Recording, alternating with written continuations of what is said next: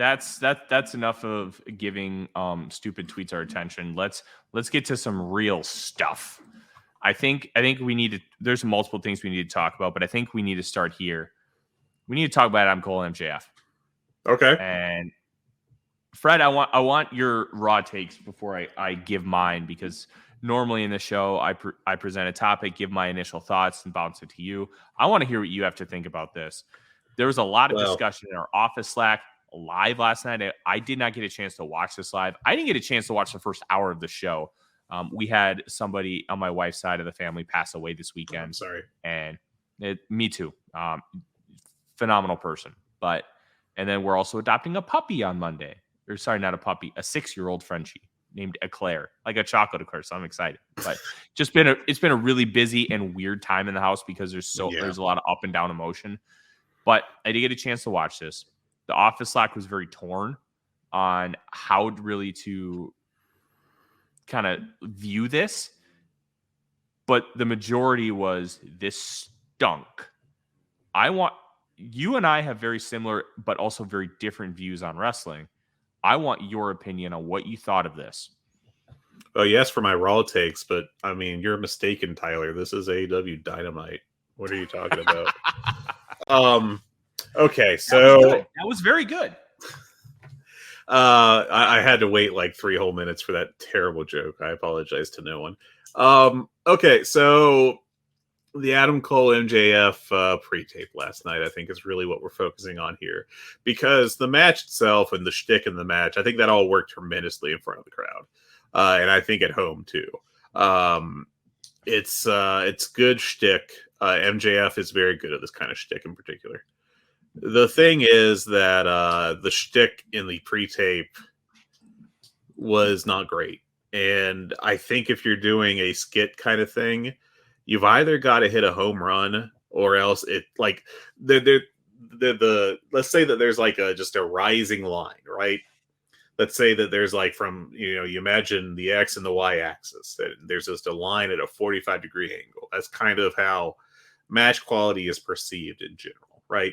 Like if you go so far to the right in terms of quality, then your perceived reaction to that quality is about the same, I think.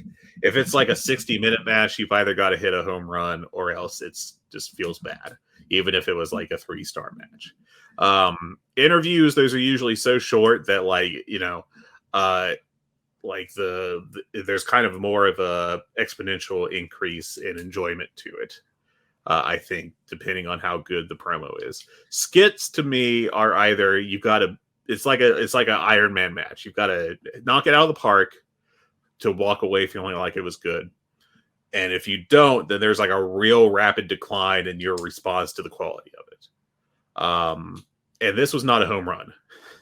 So I think like a lot of people are going to be kind of put off by it to start with, because some people just want wrestling. And this definitely felt like something ripped out of Raw. There were some good lines in it. I thought there were some redeeming aspects of it. I didn't think like it was absolutely awful. That said, I thought this was a super weird segment for your world champion to be doing as part of a will they, won't they storyline, which itself is a little weird for your world champion, given what the previous run of world champions in AEW have been, which is very different from this. That's not inherently a bad thing. That's just kind of the reality of it. MJF has definitely pushed the belt in more of a sports entertainment way. And I think there's like an allowable limit to that. And, the question right now is, has he kind of pushed past that? And I think it's fair to say maybe this was too much. I personally thought this segment was a mixed bag, but in my notes by the end of it, I was like, this was dorky.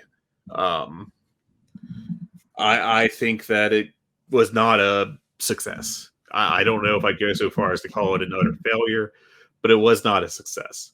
And I think that given the high profile of it and everything, and that it was something different, that the success, the lack of success with it, matters a whole lot more. than what I would actually point to as the bad Raw/NXT segment of the night, which was the Harley Cameron from QTV rapping thing, which I just wrote in my notes, why am I watching this? I can tell you why you're watching it. She is going to be a star. She looks great. She's got incredible charisma. She's already connecting with the crowd. I feel like this is just, I don't have any ideas to get her on TV. So let's put her in this shitty act and let her just shine above everybody else. That's how I view it. Because it's kind of turned into that, yeah. QTV sucks. But every time she's on screen, she's brilliant. She's witty. She's obviously a very good-looking individual. And then she's just got this, it's like a bubbly heel charisma where she's just she's bubbly, but she's also like a deranged asshole at the same time. It's like a mean girl energy. Oh, that's perfect. That's perfect.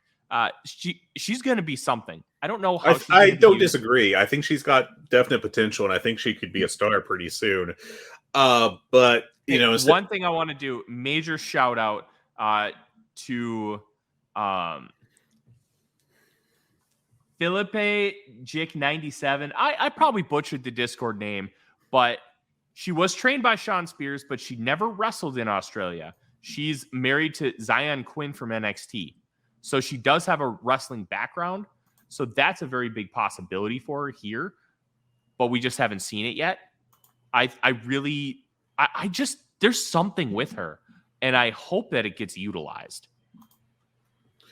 Yeah. Now, you know, since we're kind of moving to this topic a little bit, my hot take is rather than putting her in a bad act, I would put her in a good act and have her be featured in that instead of being featured in a bad act. But, you know, that's just me. I think that's also a very reductive way to look at it. But at the same time, God, I hate QTV. It just needs to go away. But yeah, going back to MJF, Adam Cole, you know, I did not think this worked really well, basically. And I know that MJF apparently has a lot of pull in his push and direction and storylines and all that. But I think maybe we're getting to the point where maybe we need to filter that a little more and maybe have less of this nonsense with the sports entertainment stuff. See, here's the thing. Look at the people in the room. I think it is being filtered, and that's the problem. I don't think there are enough old school wrestling people in the room right now to filter that stuff, because you have people like Pat Buck. Pat Buck's great, and he's actually working matches, like dark matches, which I think rules. Can't believe he wasn't put in Blood and Guts. I know. I can't believe it either. Just an absolute travesty. Kota Ibushi. This is apparently a union shop, and you need seniority. I can't believe Kota Ibushi is a scab with the writer's strike. How dare he? No, it's like Pat Buck likes WWE. Jimmy Jacobs, same thing. And you had people like BJ Whitmer in the room, and it's good that Whitmer's out of the room now because of what he did. But when Whitmer was in the room, like Whitmer's idea of wrestling is much more aligned with what Tony Khan's is. And I think the people in the room that he's trusting are a little too WWE brain. So it's likely it's still getting filtered, but the filters are just saying, no, this is good, and not catching the pathogens. It's like, I didn't even think this was necessarily bad. I think these little video vignettes, if they're just MJF, I can deal with it. Okay, it's fine. But I think we're also going to see a lot more of these. The Bloodline post Sami Zayn is drawing big. SmackDown just did over 2.5 million viewers, like a 0.78 in the demo. This isn't going to go away. This is now successful. And because it's successful, you have the industry leader. Now, they've been the industry leader for 40 years. That doesn't necessarily mean they're the best wrestling product. They're fucking not. They're a bad pro wrestling product. But their hardcore fan base loves this. And you know what it's drawing? Money. They're selling out buildings now with this Bloodline stuff, and we can make fun of it. We can say it's repetitive and it's bullshit. It doesn't matter. It's drawing money. And at the end of the day, you need to draw money. This is a business. And if you see the industry leader growing ticket sales, growing in ratings by doing this kind of stuff, guess what you're going to do? You're going to start implementing some of this stuff too. And I think if you're going to do it with anybody, MJF is probably the person to do it with, because he can at least make it a little bit entertaining, even though it's hokey as all hell. And I do think this is incredibly hokey, Fred. This is not good. I think the core construct of what they're doing, that story's fine. I don't have a problem with it. I like that it's just not, hey, we're going to turn on each other. And they even mentioned in the segment that they both thought on turning on each other right away. And I think that's an intriguing layer for how this thing is going to progress. I could see them maybe winning the tag titles and then dropping them like at All Out or All In, and then having the title match at All Out. I could see that being a thing. But the core structure of the story is good. I don't like how they're getting there. Like MJF taking 4 girls to the bathroom. Come on. Is this 1997? We're better than this. We are so much better than that. I did like the little video game part. I thought that was how they did it was clever. I thought it was a very interesting touch that they hit the big rig, because obviously they're the FTR champions. Yeah. I think that match will happen, and I think it could be really, really good. Especially when the minds that you have in there, Adam Cole being much more of a modern day mind, MJF being kind of a bridge between territories and modern day, and then obviously FTR being like Jim Crockett nerds. Like, I think that could be a really, really cool dynamic of merging the two styles. But they need to fix how they're getting here. And I don't like how they're getting here right now. But there's something there.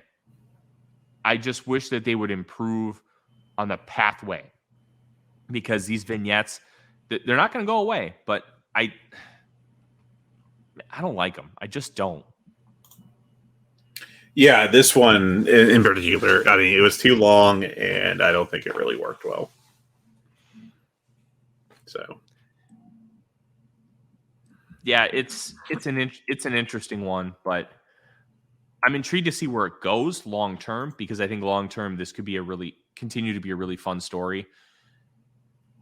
I don't know, man. I'm just so annoyed by the fact that the Bloodline, which was a middling story at best until Sami Zayn showed up, and now they've drawn like 6 months of real money off it, even though they blew it twice with not crowning Sami Zayn or Cody Rhodes as champion. And I don't know. I'm just bitter that I'm so sick of the Bloodline, and they need to do something, because they've been basically spinning their wheels. Like Tony Khan spins his wheels for like 6 weeks in a pay-per-view build. WWE's been spinning their wheels for like 3 years. Yeah. Yeah, it's not for me, I guess.